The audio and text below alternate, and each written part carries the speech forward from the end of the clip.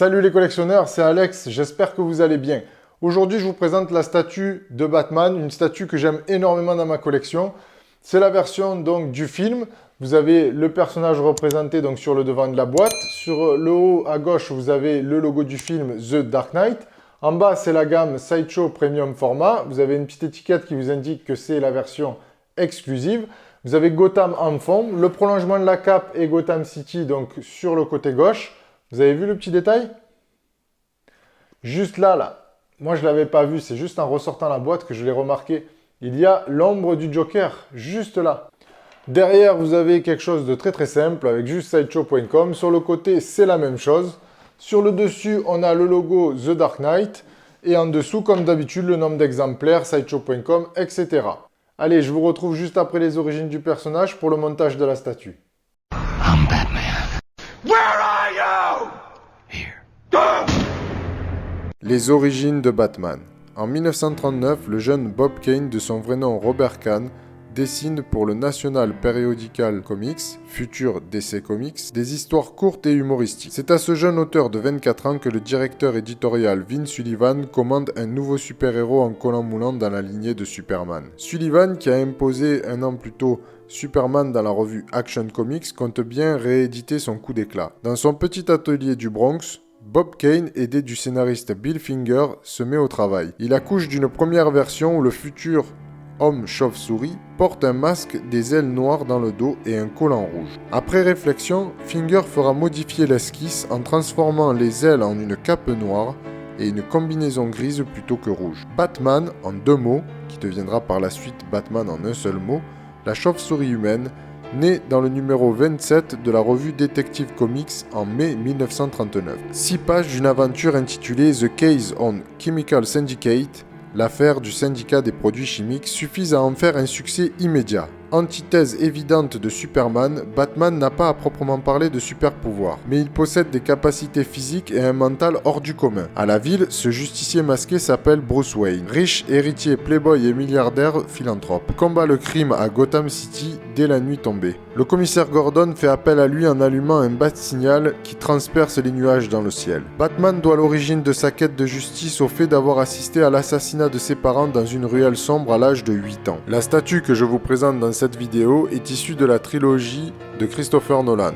C'est en 2005 que le réalisateur, auteur, producteur a redéfini la légende de Batman avec Batman Begins, où Christian Bale incarne le croisé à la cape. Ce reboot novateur et dynamique de la franchise explore la métaphore du milliardaire orphelin Bruce Wayne en un vengeur masqué protégeant les rues de Gotham. Le film bouleverse à jamais la perception que le grand public a des super-héros au cinéma, en offrant une vision plausible des origines de l'homme chauve-souris, un Batman qui pourrait exister. En 2008, un deuxième chapitre de The Dark Knight, le Chevalier Noir, est bâti sur ses solides fondations et augmente les enjeux puisque Batman s'y voit confronté au Joker, criminel dément incarné avec passion par Heath Ledger, qui remportera un Oscar posthume pour sa performance. À la fois film policier haletant, réflexion introspective sur la relativité de la morale et grand spectacle aux multiples cascades, The Dark Knight, le Chevalier Noir, explore plus en avant les terrains défrichés par Batman Begins et remporte tous les suffrages au box-office. Avec The Dark Knight Rises, Nolan clôt non seulement la trilogie, mais aussi son propre séjour dans le monde imaginaire de Batman. Film catastrophe où la population entière de Gotham est menacée,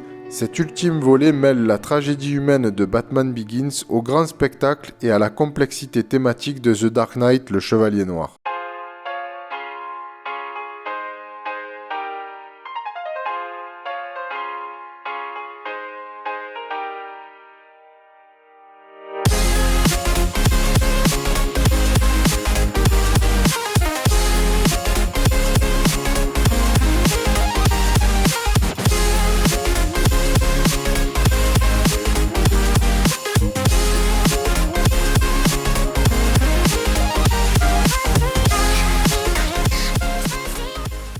Alors, pour l'historique donc de cette statue, elle a été annoncée en juin 2015. On l'a vu un petit peu, donc les photos sur les salons. On l'a précommandée, elle est arrivée dans les à peu près juillet-août 2016, donc dans les collections. Au niveau des caractéristiques techniques, on est sur 51 cm et 6,8 kg au niveau du poids. Au niveau de la résine, il y a de la résine pratiquement partout. Le costume, il est tout en résine. Vous n'avez pas un brin de tissu, pas un brin de simili-cuir, rien du tout. Vous avez seulement le plastron qui est en plastique, donc aimanté pour fixer la cape comme vous avez vu au montage. La cape donc en tissu et donc le dessus qui est tout en velours. Vous avez des tiges de fer ici à l'intérieur de chaque côté pour pouvoir donner un petit effet donc à la cape. Si vous voulez voilà, la recourber comme ceci, donner des effets comme bon vous semble. C'est vraiment super top. C'est une statue vraiment que je suis très heureux d'avoir eu. J'ai eu sur le marché de l'occasion, j'attendais plus, c'était vraiment une affaire en or, donc j'étais vraiment très heureux. La version que vous avez là, c'est la version régulière, enfin moi j'ai la version exclusive, mais je veux dire, là la version régulière elle est présentée comme ça. La version exclusive, vous avez une tête supplémentaire ici, donc cette tête supplémentaire c'est la tête sonar. Donc c'est les yeux s'allument, vous savez, quand il est dans l'immeuble et qu'il doit chercher et sauver les personnes à la fin, et aussi quand il doit aller chercher à Hong Kong, on va dire le comptable de la mafia, il va le choper donc avec ce sonar pour pouvoir voir tout le monde à l'intérieur du bâtiment. Ça, on verra ça juste après. Au niveau donc du socle, c'est vraiment quelque chose de super joli ce qu'ils ont fait. C'est pas exceptionnel, mais c'est quand même, on reconnaît bien la route, on reconnaît bien le goudron ici. On reconnaît la scène aussi qui va donc avec le Joker. Où il lui fonce dessus avec le Batpod. Donc c'est vraiment une belle réalisation au niveau du socle, même si franchement j'aurais aimé un socle plus gros, mais juste un peu plus haut. Je vous expliquerai après pourquoi. Donc franchement c'est super bien géré, la tenue elle est magnifique, il y a tout qui va, mais vraiment de A à Z. Et c'est rare de dire pour une statue de Sideshow que tout va, même si on peut parler de la pose elle peut plaire ou ne pas plaire, mais là, vraiment, c'est super bien géré au niveau du sculpte.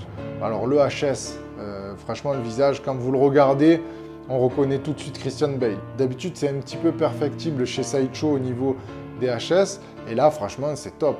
On reconnaît tout de suite l'acteur. Vous avez les gants, c'est super bien géré. On a l'impression réellement que c'est le Kevlar qui est dessus, là, comme dans le film. Après, là, vous avez ici, là, sur le côté, là, les petits picots. Il faut faire attention, d'ailleurs, parce que ça pique et c'est très fragile. Franchement, c'est super. Franchement, elle est magnifique, cette statue. J'ai vraiment beaucoup de chance de la voir. Et je vous dis, c'est un régal pour moi de la regarder. J'arrive pas à lui trouver de défaut. Mis à part, voilà, ce que je peux dire, c'est le socle. Le socle, j'aurais mis un socle un peu plus haut, parce qu'elle fait petite comparée aux autres. C'est-à-dire que celles que je vous ai présentées, Captain America, Superman, Wonder Woman, toutes ces statues-là, elles ont des socles qui sont à peu près hauts comme ça. Donc celle-ci, quand vous la mettez à côté, elle fait un peu plus petite. Bon, après, on est toujours dans le format 1/4 au niveau du personnage, ça, il n'y a pas de souci, les proportions sont gardées, mais c'est juste ça que je peux dire. Je reviens donc sur la tête exclusive, donc que vous avez, donc ici, vous avez version sonar. Donc je l'allume, j'espère que vous allez voir quelque chose parce que avec la lumière, c'est pas trop ça. Donc j'essaye de le mettre aussi parce que voilà. Donc là, moi j'ai un léger faux contact, il faut que je change la pile, je pense. Donc voilà, je sais pas si vous voyez la différence réellement avec la lumière. Donc je vous ferai peut-être une vue un peu plus sombre sur le 360. Donc c'est vraiment, voilà, c'est joli, c'est joli. Après c'est vrai que j'y pense pas souvent à la mettre cette tête. Mais franchement, elle est top quand même. Ça donne un aspect encore plus agressif là, quand vous le regardez bien de face avec la lumière. Le light-up est joli. J'aurais peut-être préféré un light-up juste un peu plus puissant. Après, je ne sais pas comparer par exemple au light-up de la version Batman Armored avec Ben Affleck donc, dans le rôle. Je ne l'ai pas eu celui-ci. Je sais que par exemple, la bouche, elle est vraiment pas très jolie. Donc là, par contre, c'est vraiment super beau. Voilà, donc on va se retrouver pour la conclusion de la statue. La conclusion donc pour cette magnifique statue de chez Sideshow en premium format. Ce Batman, il est vraiment incroyable, c'est superbe, j'ai rien à dire. Franchement, il y a zéro défaut. Je vous dis, tout est bien géré, que ce soit le socle, la tenue, la tête, le sculpte sur le costume, la bouche. La bouche, je dis ça pour les autres Batman qui sont pas toujours très beaux.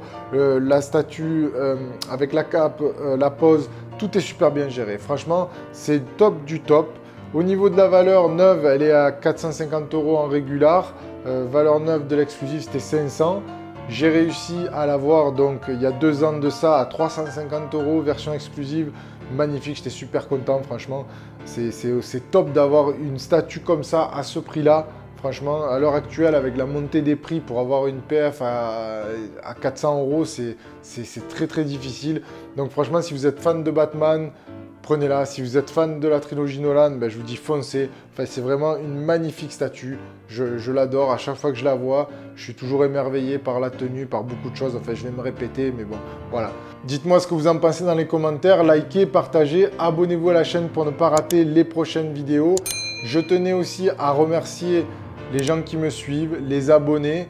Un petit clin d'œil aussi à Imlik. Je vous mets dans la description sa chaîne. C'est vraiment un gars qui fait des vidéos sur les maquettes et il est en train de monter le Iron Man de chez Altaïa.